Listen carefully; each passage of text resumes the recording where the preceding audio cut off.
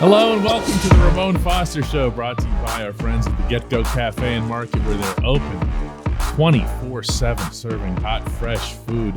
Mon, happy Monday. Happy Monday, man. I would give you another term for it, but nah, happy Monday. Deal with it however you need to right now. Just cope, right? Nothing else to it. Yeah. Hey, besides, it's a happy time in the nation. It is. I think, it's like see, there all you go. Of these players keep coming.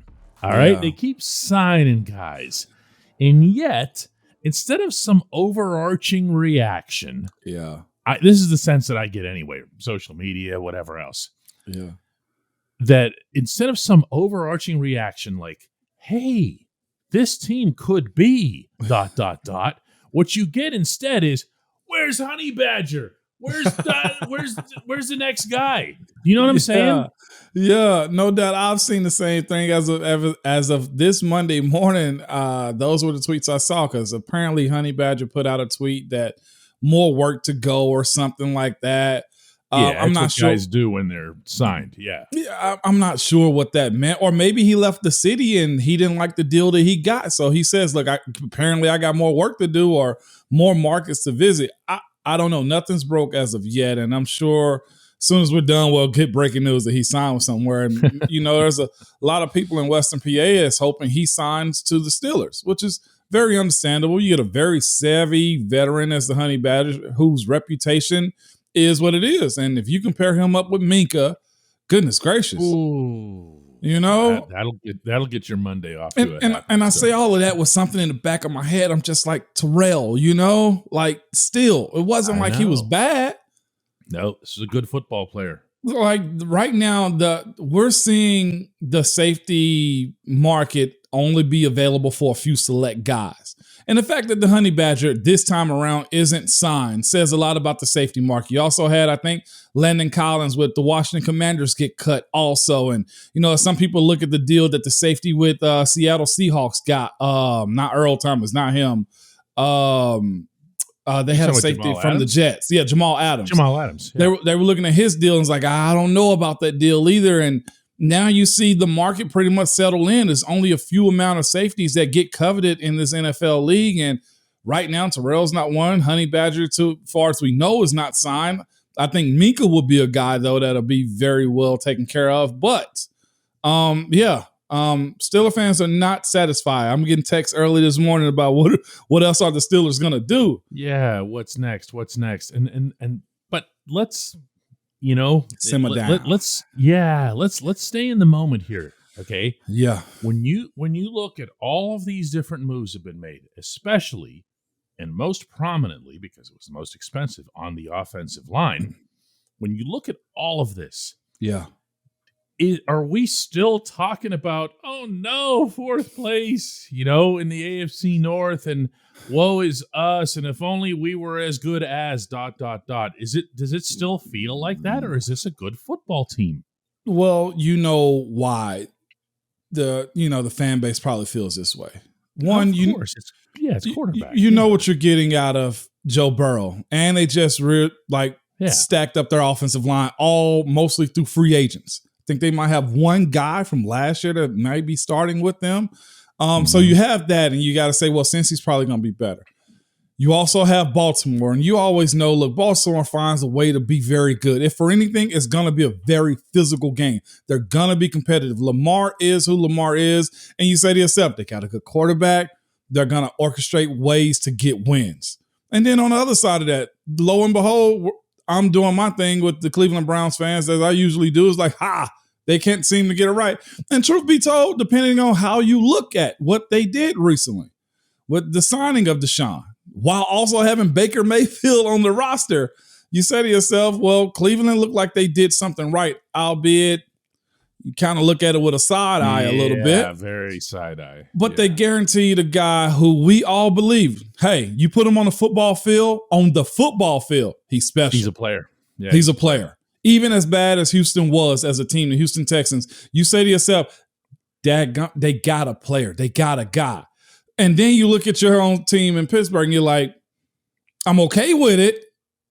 but I don't know if I'm fully satisfied. And I think that's the tone that you're getting. And that's the reason that question keeps coming up. What more do you have in your pockets, Kevin Colbert?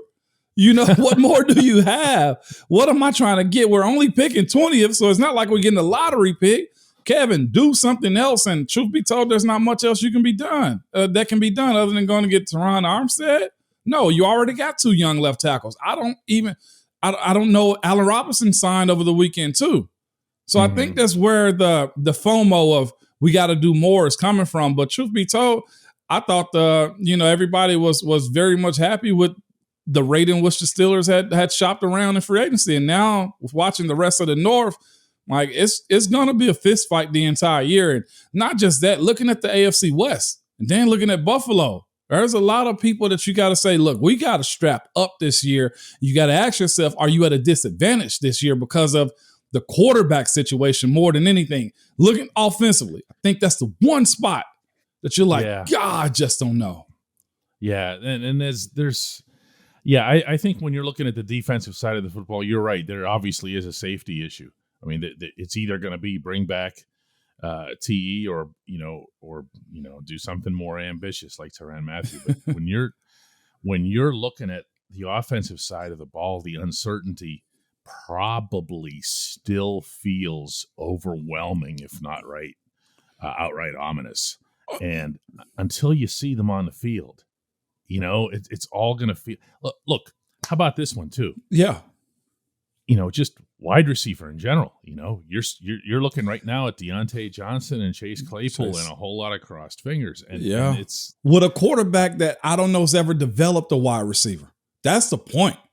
I think that's the other side of it is you look at Aaron Rodgers and his situation in Green Bay. You lost Devontae. But guess what you also say to yourself? Aaron is good enough to make another star. Yeah. I don't know if we say that now in Pittsburgh, considering we don't know what Mitch Trubisky is going to be able to do with the guys that you said we're crossing fingers about.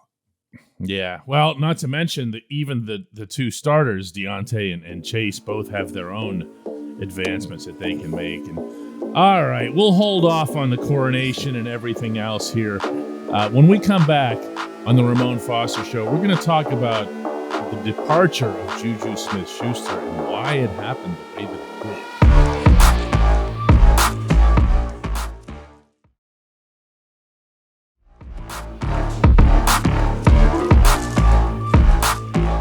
Welcome back to the Ramon Foster Show. And Ramon texted me over the weekend. What was that with JuJu? And it's a real question. I mean, I think we can come up with speculative answers and so forth here, but let's be honest here. You saw the terms, the actual terms of the contract.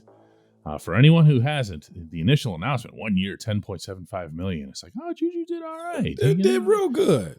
And then you see that it's 2.45 guaranteed and a lot of incentives, like one of them being that, for example, that $2 million out of that alleged 10.75 comes only if the Chiefs make it to the AFC Championship game. Well, okay. Yeah. So what actually happened here? How did the market just dry up on him here?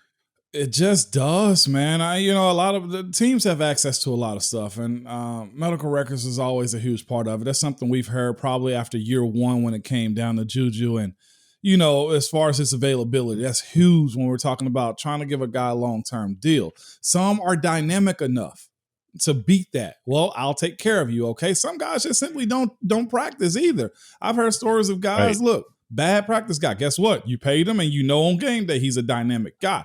I think those are for your true star number 1 guys. And JuJu is a star. I don't want to backhand him in any way, but I think there's a difference in saying, look, Devontae Adams can get this and Nuck Hopkins can get this also. I don't think JuJu respectfully is in those conversations until he proves otherwise maybe down the line.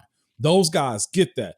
to me, watching the way, it was reported his contract breaks down, he's getting $30,000 per game or something. And it's a show up contract. It's a show up contract. Reporting bonuses. Yeah. Or a workout bonus like $250,000. I'm thinking to myself, this is the wildest contract I've seen for a guy that hasn't been in trouble, hadn't had a lot of major injuries when it comes down here to his availability. And it was just kind of confusing. Guys that get those types of deals are guys that are injured all the time or guys who get in trouble all the time. Now, well, go ahead. No, I was going to say, now, again, you put it all in there because you just don't know what his availability is going to be like or whether you want to keep him or if he fits your system. I get it. But I don't know if I've ever seen a deal put together with this many incentives for a guy that's pretty much squeaky clean everywhere else. And that goes back to his rookie year. You were on the field for that.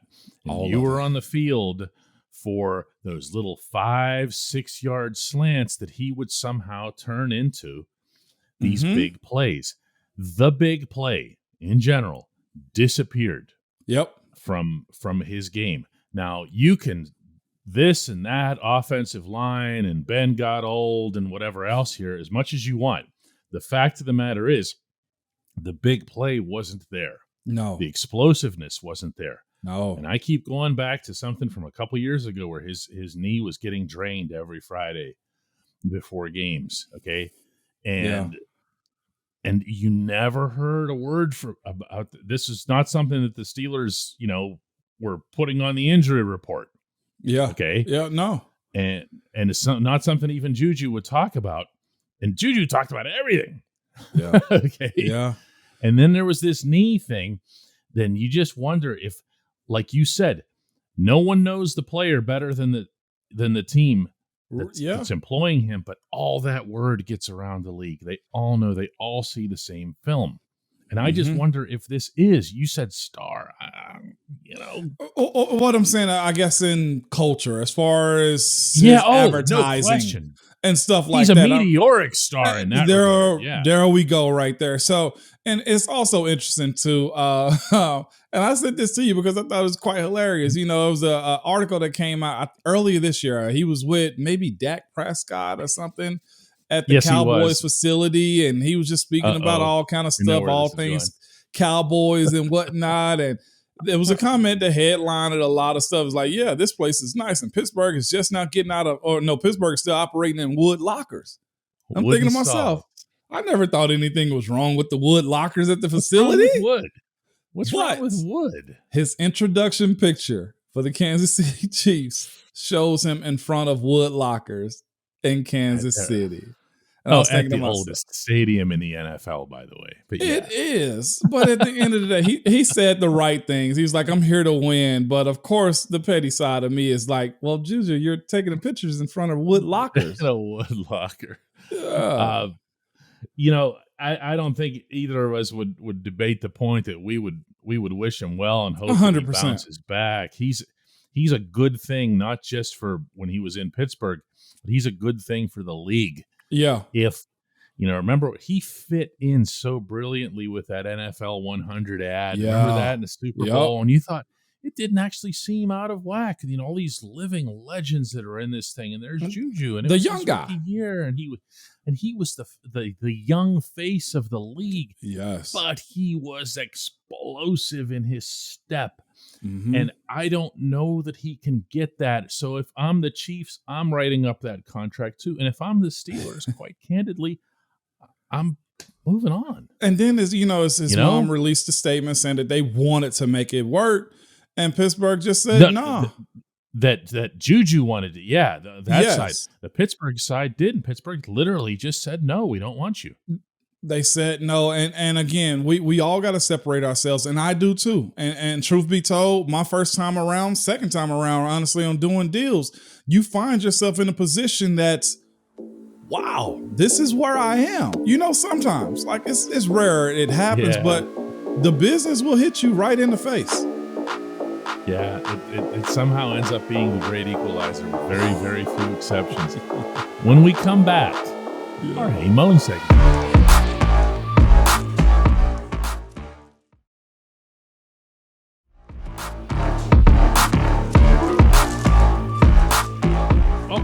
the Ramon Foster Show. It is time for the Hey Mon segment. And today's comes from Jacob, who's really been persistent with this one, Mon. He's bringing it all the time. He's like, he's not going to take no answer for an answer. No, absolutely not, man. You want to read it out just so we go? Yeah, I know what it is.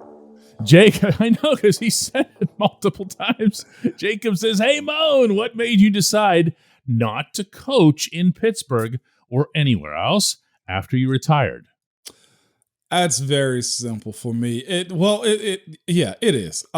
Simply because time, number one, I retired from the sport that I was actually in to spend time with my family, see my kids grow up. That's numero uno.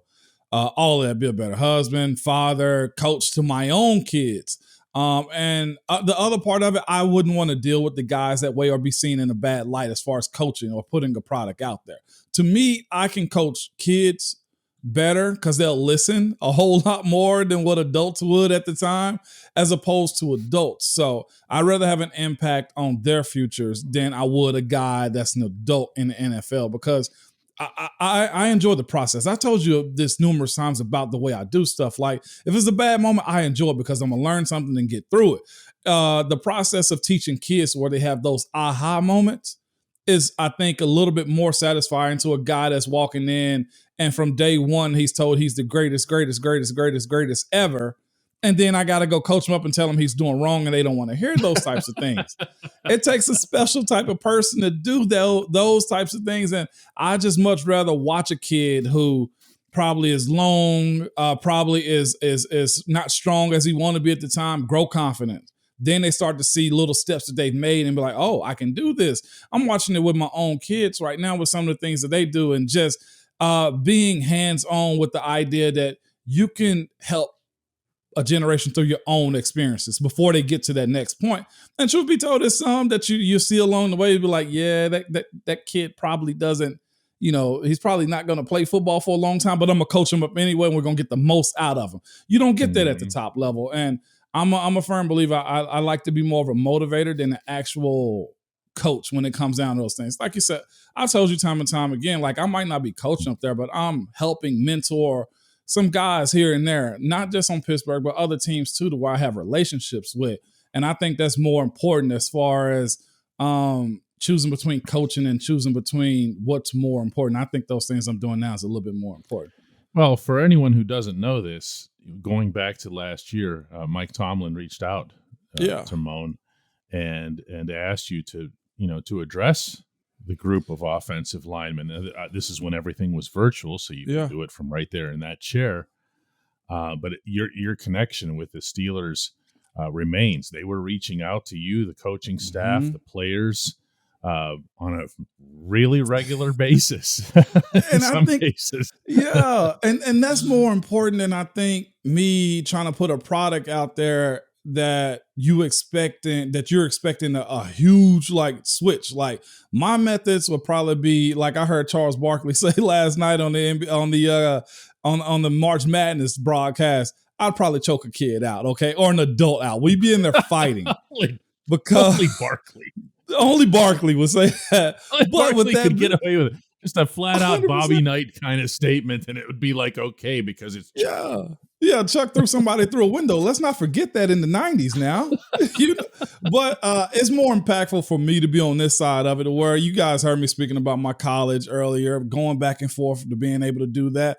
Truth be told, man, I spent so much time in the NFL, gave so much of my time to it, focusing on getting to that point to where realistically, I want to sit back and watch the product and help who I can in it more than anything. I told you guys before, never tailgated, never went to a game before, never had the experience that you get to experience as fans.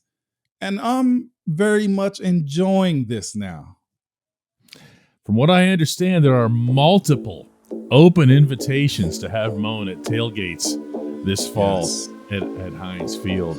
That's it for today's show. We'll be back tomorrow with another Ramon Foster show and maybe more signings and honey badgers and everything else to keep everyone happy.